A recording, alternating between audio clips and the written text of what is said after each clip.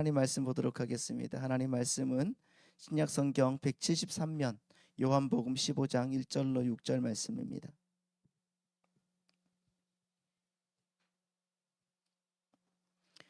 요한복음 15장 1절 2절 말씀을 보도록 하겠습니다. 1절 2절 말씀이에요. 함께 우리 다 같이 한번 봉독하도록 하겠습니다. 시작. 나는 참 포도나무요 내 아버지는 농부라.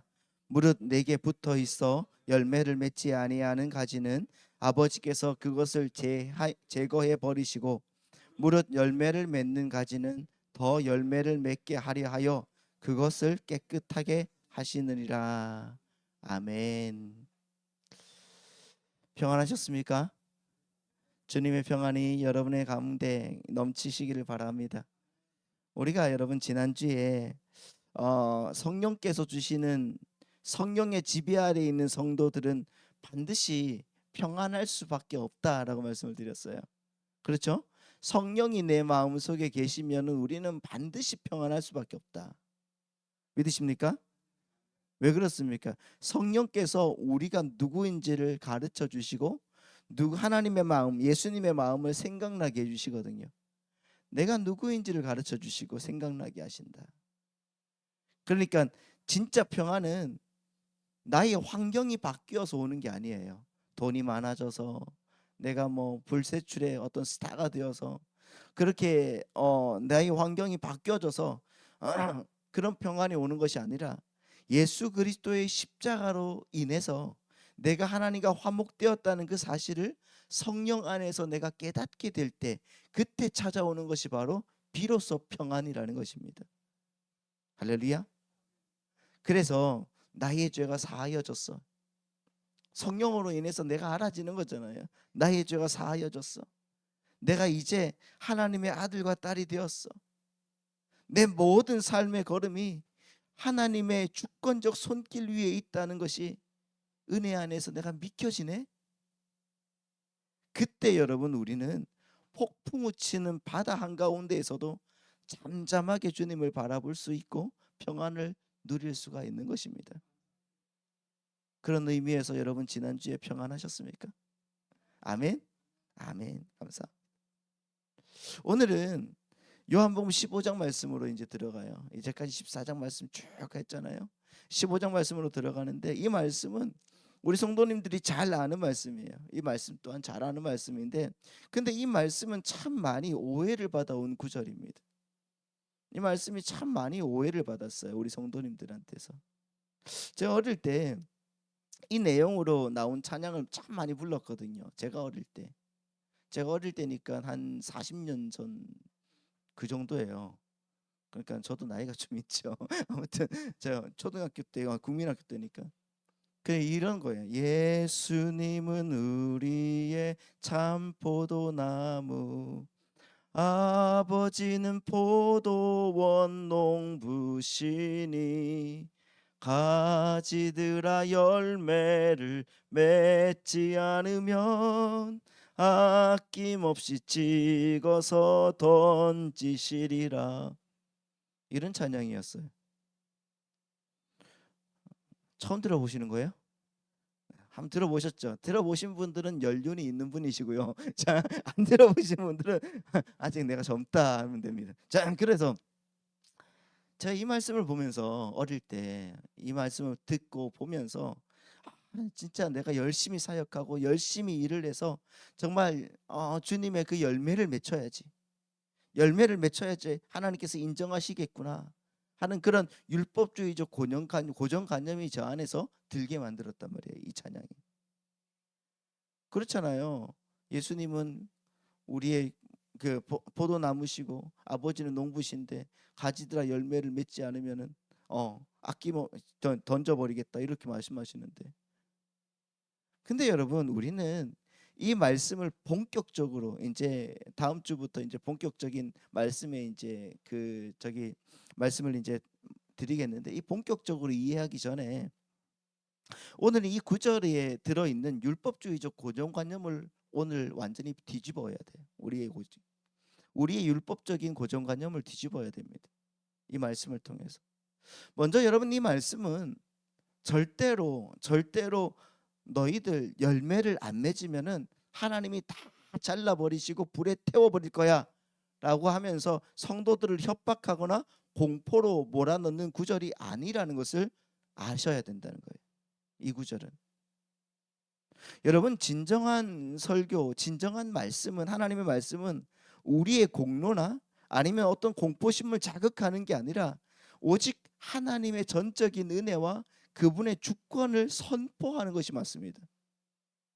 생각을 해보십시오. 우리는 지난주까지 이 요한복음 14장의 말씀을 통해서 계속적으로 본 내용이 뭡니까? 그때 지난주까지 우리가 계속적으로 본 내용이 구원은 창세전에 성부, 성자 하나님의 그 작정과 예정 속에서 이루어졌기 때문에 구원받은 하나님의 백성들은 그 구원의 은혜가 그들의 삶에 임하면은 평안을 누리고 기뻐하고 하나님께 나아가게 된다고 말씀을 드렸고, 이 말씀이 성경 전체에 나오는 말씀이라고 말씀을 드렸었습니다. 그렇잖아요. 그러니까 결국 성도인 우리는, 하나님을 믿는 자들인 우리는 내 힘과 내 노력으로 계명을 지키고 내 의지로 예수님을 사랑해서 구원에 이른 것이 아니다라는 거예요. 아니더라는 것입니다. 내가 거할 처소를 계획하시고 준비하신 하나님의 전적인 은혜, 그리고 예수 그리스도의 그 완벽한 공로 덕분에 비로소 말씀을 지키는 자가 바로 내가 되었고, 주님을 사랑하는 자가 되었으며 주님 안에 거하는 자가 된 거란 말이에요. 한마디로 말하면은 우리가 하나님이 거하시는 거룩한 지성소가 돼버린 거예요. 내가 하나님이 거하시는 거룩한 지성소가 돼버린 겁니다. 그렇기에 성령 하나님께서 우리 안에 들어와서 좌정하고 계시는 거예요. 성령님이 여러분을 떠날 수 있습니까? 못 떠난다고요. 계속적으로 우리 안에 계신다고요. 여러분, 세상 사람들은 브랜드 가치에 굉장히 열광하지 않습니까? 그렇잖아요. 이게 샤넬이야 그러면은 막 너무 좋아서 막 이게 루이비통이야 그러면은 뭐 브랜드 가치에 너무 심취하고 있습니다. 그래서 수백만 원에 호가하는 명품 가방이나 그런 그릇들을 소유할 때 뿌듯함을 느끼죠. 내가 이 정도로 살게 되는 거구나. 하지만 여러분, 아무리 비싼 명품 그릇이라도 그 안에 오물이 담겨 있으면 그거는 쓰레기통이 되는 겁니다. 보잘것없는 구운 그 톡이라고 할지라도 그 안에 순금이 담겨지면 그것은 보물함이 되는 거예요. 마찬가지로 우리 성도들의 가치는 내가 무엇을 행했는가라는 어떤 바깥 재질에 있지 않더라는 거예요. 여러분, 거룩하신 성령 하나님이 우리라는 보잘것없는 토기 안에 들어와 계신다는 그 사실 하나만으로 우리는 지성소라는 영광스러운 가치를 얻게 되었다는 것을 여러분 기억하시기 바랍니다. 그래서 주님은 요한복음 14장 마지막 절에서 마지막에 불안에 떨고 있는 제자들에게 어떻게 선언하신다고요? 오늘 또 여러분들에게 말씀을 드렸지만은 뭐라고? 평안을 너희에게 끼치노니. 보십시오. 27절 말씀입니다. 14장 27절 시작. 평안을 너희에게 끼치노니 곧 나의 평안을 너희에게 주노라. 내가 너희에게 주는 것은 세상이 주는 것과 같지 아니하니라. 너희는 마음에 근심하지도 말고 두려워하지도 말라. 아멘. 평안하니까 근심하지도 많고 두려워하지도 않는 겁니다. 여러분, 제자들 스스로는 절대로 참된 평안을 만들지 못합니다. 만들 수가 없었습니다. 하지만 하나님께서 내가 너희를 평안하게 만들겠다라고 말씀하시는 거예요. 오늘 하나님께서 오늘 사랑하는 군자 하늘비전 교회 성도님들, 택함 받은 주의 백성들에게 뭐라고 하신다고요? 내가 너희를 평안하게 만들겠다 하신다고요. 아멘. 그럼 여러분, 여기서 구원의 주체가 누구십니까? 하나님이시죠. 처음부터 끝까지 전부 하나님이 하시는 거예요. 여러분 여기에서 이어지는 15장 11절의 말씀을 한번 보십시오. 요한복음 15장 11절의 말씀 또한 똑같은 메시지가 선포되거든요. 15장 11절 시작. 내가 이것을 너희에게 이름은 내 기쁨이 너희 안에 있어 너희 기쁨을 충만하게 하려 함이다. 할렐루야.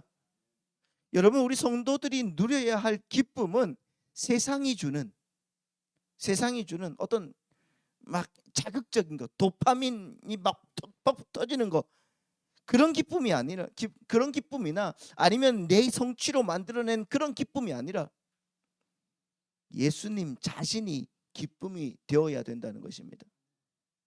우리는 스스로 참된 기쁨과 평안을 생산해낼 수 있는 존재가 아닌 파산한 존재예요. 인간은 파산한 존재이기 때문에 주님이 그 기쁨을 선물로 주셔야만이 비로소 참된 행복을 누릴 수가 있음을 늘 기억하면서 여러분 하나님 말씀으로 주님의 은혜로 나아가시는 주의 백성들 되시기를 예수님의 이름으로 축복합니다. 그러면 구원과 연합이라는 것은 어떤 의미겠습니까? 구원과 연합. 전혀 어렵게 생각할 필요가 없죠. 여러분 구원과 연합이라는 것은 하나님과 우리가 원수되었던 자리에서 벗어나서 깊이 사랑하는 인격적인 관계로 들어오는 거예요. 연합이라는 것이. 그렇죠? 하나님이 나와 인격적인 관계로 들어오신 것. 성경은 이것을 뭐라고 하는가? 짜다크라고 해요. 그런데 다시 말하면 이것이 히브리어로 짜다크, 의라고 하는, 의라는 영어로 righteousness라고 하죠. 그러니까 존재와 존재가 올바른 관계를 맺고 그 관계가 요구하는 책임과 사랑의 의무를 성실히 수행하는 상태, 그것이 바로 의예요. 그러나 타락한 우리들은 범죄함으로 이 의를 완전히 깨뜨려 버렸어요. 하나님과 우리가 어떻게 맞닿아서 하나님 내 의를 받아주십시오 할 수가 있습니까? 우리는 그렇게 할 수 있는 존재가 아니라니까요. 하나님과의 관계가 끊어지자 인간은 하나님의 그 생명 공급이 단절이 되었고 스스로 자신을 지키면서 행복을 찾아 헤매는 그런 비참한 처지가 되었다는 것입니다. 그래서 여러분 하나님이 떠나간 빈자리는 세상의 그 어떤 물질이나 명예로도 채워지지 않습니다. 그래서 죄인이 된 인간은 그때부터 자기 이외의 모든 존재를 나의 유익을 위해서 이용해야 할 경쟁자나 적으로 여기게 되었던 겁니다. 여러분 이 현대 사회의 심각한 무한 경쟁, 남을 짓밟아야지 내가 일어나는, 내가 남을 이겨야지 내가 살아남는, 그 우리 넷플릭스의 그 오징어 게임이라는 드라마가 있었잖아요. 보셨을지 모르겠지만은 거의 이제 보신 것 같은데 그 오징어 게임 같은 그런 피비린내 나는 그 현실이 왜 벌어지겠습니까, 여러분? 생명의 근원이신 하나님을 떠나서 자기를 채워야 하는 죄인들의 필연적인 비극이 바로 여기에서 벌어지는 겁니다. 여러분 죄인은 성경이 말하는 참된 사랑을 할 수가 없습니다. 성경이 말하는 사랑은 내 목숨을 다 내어 주어서라도 상대방의 유익을 구하는 것인데 죄인은 오직 자기 자신만을 사랑하기 때문입니다. 요즘에 젊은 친구들이 그런 거 많이 하잖아요. 갓생을 살아야 된다. 그럼 갓생이 뭡니까? 그게 가드, 그러니까 신이잖아요. 신. 그리고 라이프. 뭐 이렇게 해가지고 신이 된 삶을 살아야 된다. 갓생이에요, 그게. 그러면서 끊임없이 자기를 개발하고 자기 관리를 이렇게 강요를 합니다. SNS나 아니면 뭐 젊은 애들 이제 그 인스타나 이런 유튜브 같은 걸 보면은 계속적으로 그런 걸 강요하지 않습니까? 그래서 자기가 얼마나 잘 살고 있는지, 내가 얼마나 멋진 사람인지를 자랑하는 무대가 되었죠. SNS 같은 게. 그러나 그 화려한 자기애의 그런 이면에는 깊은 고독과 타인에 대한 경계심이 자리 잡고 있어요. 오늘 내가 조회수를 많이 못 올리면 어떡하지? 이런 거예요. 거기에서 내가 밀려나면 어떻게 하지? 많은 연예인들이 고백이 그거 아닙니까? 오늘 내가 이렇게 영화를 찍었는데, 드라마를 찍었는데 내가 한순간에 도태되면 어떻게 하지? 오늘 나는 밖에서 나가서 사람들이 알아봤는데 내일 나갔는데 사람들이 못 알아보면 나는 어떡하지? 그런 불안감에 사로잡혀 있는 겁니다. 우리도 그런데 마찬가지지 않습니까? 어떤 사람이 나를 못 알아주면 어떻게 하지? 내 옆에 있는 사람이 내 삶을 안 알아주면 어떻게 하지? 여러분, 하나님을 잃어버린 인간이 나 스스로를 구원하고 나라는 그 우상을 입증하려고 애쓰는 그것이 바로 지금 우리의 현실이더라는 거죠. 그러나 여러분, 하나님은 하나님의 의를 포기하지 않으셨습니다. 그래서 당신의 완전한 그 의이신 예수 그리스도를 이 땅에 보내주셨단 말이에요. 그리고 우리를 다시 그 의 안으로 초청하여서 끌어들이신 것입니다. 내가 나만을 사랑하던 그 죄악된 자리에서 내려와서 하나님을 사랑하고 이웃을 사랑하는 자로 만들어 가시는 성화의 과정, 그것이 바로 구원의 완성이라는 거죠. 근데 오늘 본문을 그냥 문맥 없이 겉으로만 읽어보면은 마치 우리가 이 땅에서 제 역할을 다하지 못하면은 중도의 구원에서 탈락할 수 있는 것처럼 보인단 말이에요. 자, 2절 말씀 보겠습니다. 오늘 본문이 2절입니다. 시작. 무릇 내게 붙어 있어 열매를 맺지 아니하는 가지는 아버지께서 그것을 제거해 버리시고 무릇 열매를 맺는 가지는 그 열매를 더 열매를 맺게 하려 하여 그것을 깨끗하게 하시느니라. 딱 보면은 뭐예요? 내가 열심히 살아야 되겠네라는 거잖아요. 만약 이 구절이 너 열심히 안 하면은 중간에 잘라버린다라는 조건부 구원론을 뜻한다면은 여러분, 성경 전체를 관통하는 하나님의 철저한 은혜와 성도의 견인, 이 교리는 무너지고 마는 겁니다. 그렇죠? 오늘 여러분, 이 본문은 헬라어 원맥 그 맥락상으로 보면은 그 헬라어 맥락상과 그리고 전체 맥락으로 이 구절을 깊이 살펴보면은 여러분, 이 말씀은 너희가 비록 부족하고 넘어질지라도 농부이신 아버지께서 너희를 포기하지 않고 반드시 열매 맺는 가지로 들어 올려 만들고 말 거야라는 거예요. 이건 이 말씀은 다음 주에 말씀을 드릴 거예요. 이거예요. 자, 이 말씀의 뜻이 바로 그거란 말이에요. 너희가 비록 부족하고 넘어질지라도 농부이신 아버지께서 너희를 포기하지 않고 반드시 열매 맺는 가지로 들어 올려 만들어 내고 말 거야라는 말씀입니다. 하나님의 강력한 의지와 견인의 그런 선언이 바로 오늘 이 말씀이거든요. 자, 그런 이 감격스러운 이 의미를 이해하기 위해서 오늘 본문 1절부터 한번 보도록 하겠습니다. 1절입니다. 같이요. 시작. 나는 참 포도나무요 내 아버지는 농부라. 여기서 나는 뭐뭐이다라는 표현이 나오죠. 나는 참 포도나무요 내 아버지는 농부다. 나는 참 포도나무다. 나는 뭐뭐이다. 이 표현은 헬라어로 에고 에이미라는 말이에요. 에고 에이미. 이 말씀은 출애굽기 3장에서 하나님께서 모세에게 밝히신 하나님의 그 영원한 이름, 나는 스스로 있는 자다. I am who I am을 그대로 인용한 표현이에요. 그러니까 예수님은 이 요한복음에서 자신이 누구인지를 밝히실 때마다 이 단어를 썼어요. 나는 생명의 떡이다. 아시죠? 들으셨죠? 나는 세상의 빛이다. 나는 양의 문이다. 나는 부활이요 생명이다.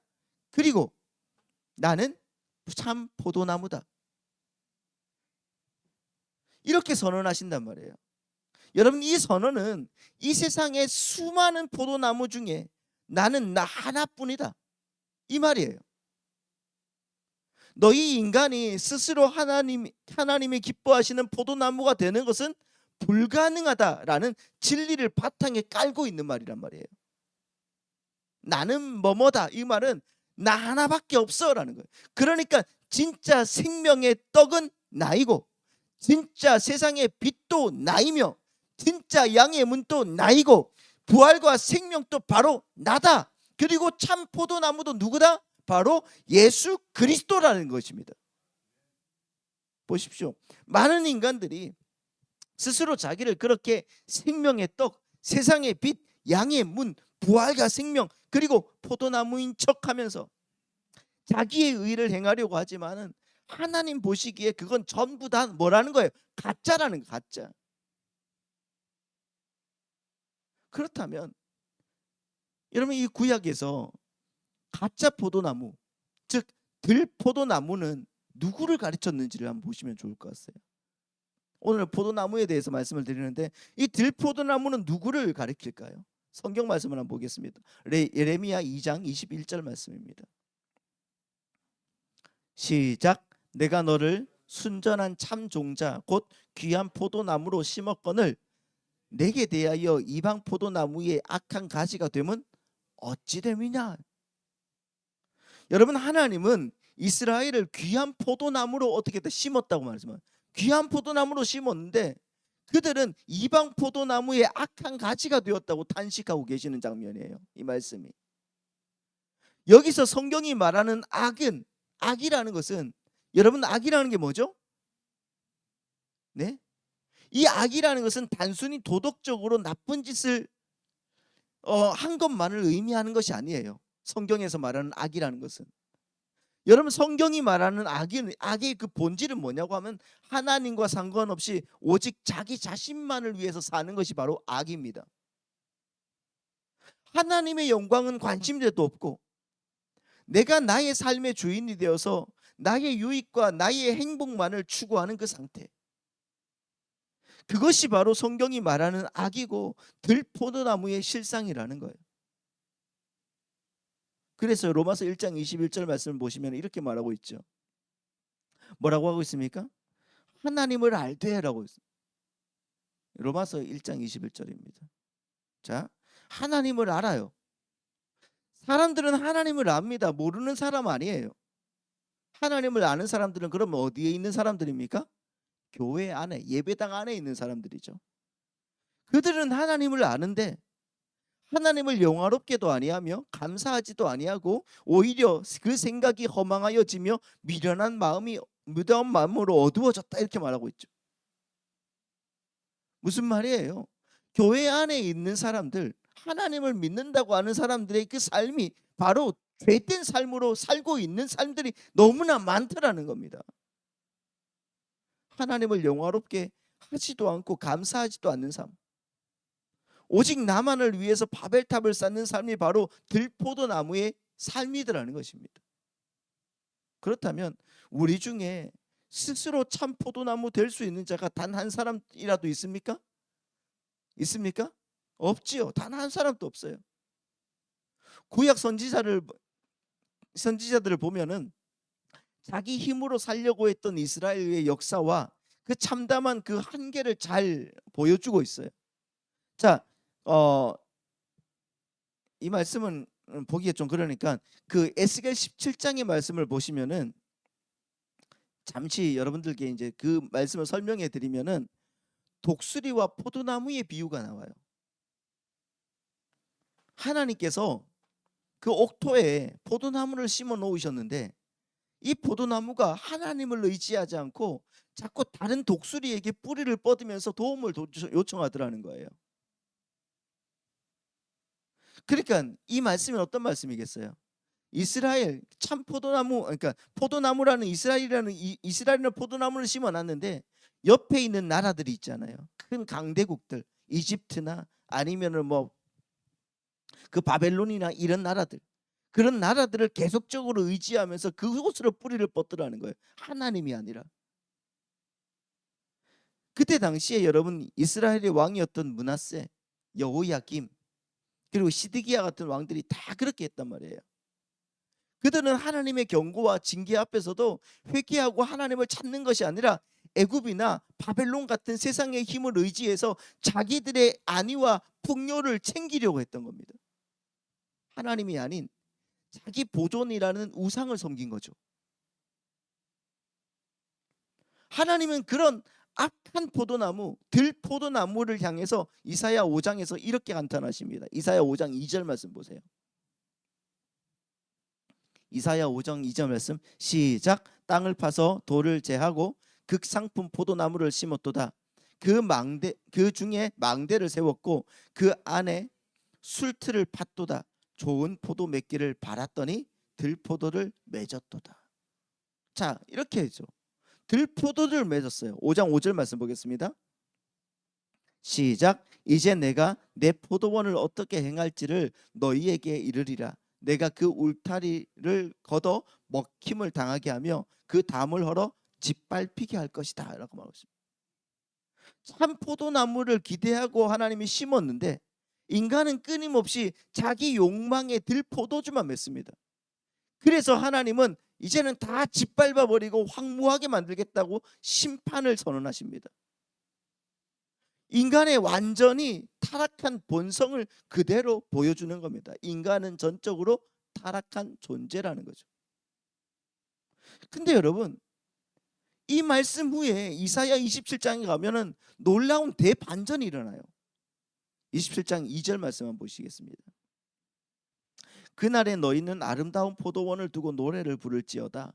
나 여호와는 포도원 지기가 됨이여 때때로 물을 주며 밤낮으로 간수하며 아무든지 이를 해치지 못하게 하리로다. 자, 보십시오. 이 포도나무를 하나님께서 어떻게 하신다? 지키시겠다는 것이죠. 지키시겠다는 거예요. 4절입니다. 나는 포도원에 대하여 노함이 없나니. 하나님 포도원에 대해서 노함이 없대요. 아까는 어떻게 한다고 했어요?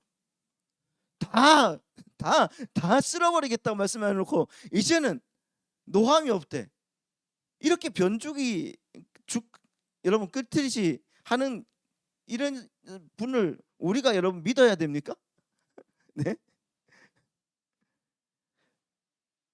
왜 제가 여러분 이렇게 무리한 말로 여러분에게 질문을 던졌는지 조금 있다가 여러분이 이해하실 수 있을 거예요. 나는 포도원에 대하여 노함이 없나니 이렇게 말하고 노함이 없나니 찔레와 가시가 나를 대적하여 싸운다고 하자. 내가 그것을 밟고 모아 불사르리라. 조금 아까는 진려와 형국으로 전부 못쓰게 만들 거야. 그래놓고 이제는 뭐라고 합니까? 이제는 다 찔레와 가시 모든 것들을 다 뽑아서 이제 불살라 버리고 너희들만 내가 다 올리겠다 이렇게 말하고 있잖아요. 자, 5절입니다. 그리하지 아니하면 내 힘을 의지하고 나와 화친할 것이니라. 후일에는 야곱의 뿌리가 박히며 이스라엘의 움이 돋고 꽃이 필 것이라. 그들이 그 결실로 지면 채우리로다. 뭐 이렇게 말하고 있습니다.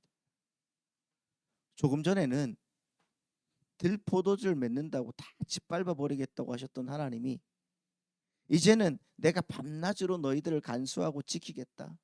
아름다운 포도원이라 노래하라 이렇게 말씀하고 있죠. 어떻게 이런 일이 가능합니까? 예? 하나님이 변죽이 심한 겁니까? 아니죠. 바로 진짜 참 포도나무이신 예수 그리스도가 이 땅에 오셨기 때문이에요. 스스로는 절대 좋은 열매를 맺을 수 없는 맞아 죽고 뽑혀 죽어야 할 들포도 나무 같은 우리를 참 포도나무이신 예수 그리스도의 줄기에 주님께서 접붙이신 거예요. 가지인 우리가 스스로 열매를 맺는 것이 아닙니다. 참 포도나무이신 예수 그리스도께 붙어 있음으로 말미암아 그분으로부터 생명과 수분을 공급받아서 열매를 맺게 되는 것이라는 거예요. 예수님은 하나님 아버지와 완벽하게 연합하셔서 하나님의 뜻에 죽기까지 순종하신 유일한 참 포도나무이십니다. 요한계시록을 보시면은 주님께서 진노의 포도주 틀을 밟으시는데 그 피가 주님의 옷에 딱 튄다고 말하고 있어요. 본래는 들포도인 우리가 밟혀서 피를 흘려야 하는데 참 포도나무이신 예수님이 대신 짓밟히시고 피범벅이 되신 거예요.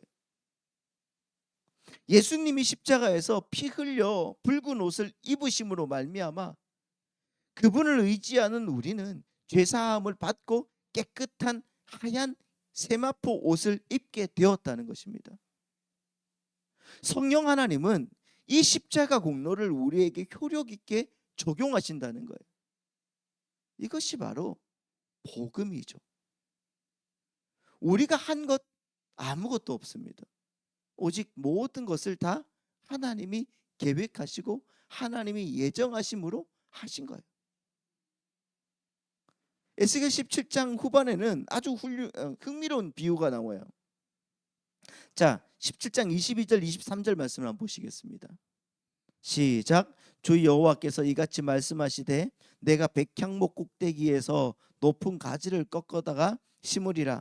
내가 그 높은 새 가지 끝에서 연한 가지를 꺾고 높고 우뚝 솟은 산에 심되 이스라엘 높은 산에 심으리니 그 가지가 무성하고 열매를 맺어서 아름다운 백향목이 될 것이요 각종 새가 그 아래에 깃들이며 그 가지 그늘에 살리라. 아멘. 여러분, 인간들은 스스로 높은 백향목 꼭대기가 되려고 교만을 부려요. 그렇게 교만을 부리지만은 하나님은 그 높고 잘난 가지를 꺾어버리신다는 거예요. 꺾어버리시고 아주 낮은 곳에 연한 가지 하나를 심으십니다. 그 연한 가지가 누구라는 거예요? 이사야 53장에 나오는 연한 순, 바로 낮고 천한 모습으로 이 땅에 오신 예수 그리스도이십니다. 그 연한 순이신 예수님이 가장 낮은 십자가의 자리에서 죽으셨을 때 비로소 그곳에 참된 하나님의 나라가 완성되고 각종, 그러니까 만국, 각종 새라고 하잖아요. 각종 새, 그 만국이 그 그늘 아래 거하게 되는 거예요. 예수님은 이 구약의 말씀을 인용하셔서 하나님의 나라는 뭐와 같다는 거예요? 겨자씨와 같다고 말씀하시는 거예요. 한번 보시겠습니까? 누가복음 13장 18절에서 19절. 시작. 그러므로 예수께서 이르시되 하나님 나라가 무엇과 같을까? 내가 무엇으로 비교할까? 마치 사람이 자라 나무가 되어 공중의 새들이 그 가지에 깃들었느니라. 아멘. 그러니까 여러분, 하나님의 나라는 이 세상에서 내 힘으로 성공하고 세상이 꼭대기까지 올라가서 정말 떵떵거리면서 나를 자랑하는 것이 아닙니다. 그것을 꼭 기억해야 돼요. 이 자유주의적이고 세속화된 어떤 세상 문화 속에서 타협하지 않고 오직 진리의 말씀만이 붙드는 것이 바로 성도의 사명이라는 것을 기억하시기 바랍니다. 이 땅에서의 성도의 삶은 여러분 마치 보이지 않은 작은 겨자씨처럼 내 자랑과 나의 욕망을 내려놓고 주님의 뜻에 순종하면서 낮아지는 삶, 그것이란 말입니다. 여러분, 세상의 눈에는 보잘것없어 보일지 몰라도 하나님 보시기에는 그 사람이 바로 그 거대한 백향목과 같은 것이고 참 포도나무에 붙은 복된 가지라는 것을 말씀하고 있는 것입니다. 그 프랑스에 그 유명한 생수가 있지 않습니까? 그게 뭐죠? 에비앙이에요. 에비앙이라는 생수가 있어요. 그 생수의 근원이 어디예요? 그 알프스 산맥. 알프스 산맥에 눈이 녹아 내려서 그 땅 밑에 어두운 모래와 그 암석층 사이를 무려 15년이라는 긴 세월 동안 천천히 통과하면서 자체 정화된 물이 바로 에비앙이죠. 여러분, 그 물이 만약에 땅 위로 빠르게 둥둥둥둥 떠내려왔다면은 각종 오물과 물질, 그 오물의 상에서 쓸 수 없는 물이 되는 거예요. 근데 여러분, 어둡고 답답한 그 바위를 지나서 15년의 세월이 있었기에 세상에서 가장 깨끗하고 가치 있는 물이 된 거죠. 그렇잖아요. 제일 비싼 물이니까. 우리나라 물도 있잖아요. 화강암 1500m 밑에서 길어 올린 물이라고 강조하지 않습니까? 그런 것들, 생수를. 그러니까 하나님께서 때때로 우리를 세상의 그 화려한 무대에 두지 않으시고 낮고 감추어진 그 어두운 자리로 내보내실 때가 있는 겁니다. 그렇지 않습니까? 왜 그러실까요? 왜? 우리를 하늘의 백향목으로, 하늘의 깨끗한 생수로 만들기 위함이라는 거예요. 나라는 그 우상을 비우고 오직 하나님만을 의지하는 참된 성도로 정화시키고 계시는 성화의 과정을 여러분들은 지금 겪고 계신다는 것을 기억하시기 바랍니다. 우리는 여전히 약하고 때로는 넘어지고 들포도 같은 죄악된 모습이 불쑥불쑥 우리의 삶에 막 튀어나옵니다. 안 그렇습니까? 오늘부터 여러분들은 천사로 살 수가 있습니까? 있으면 아멘? 물어볼 거예요, 다. 없어요. 하지만 여러분, 낙심하지 마시기 바랍니다.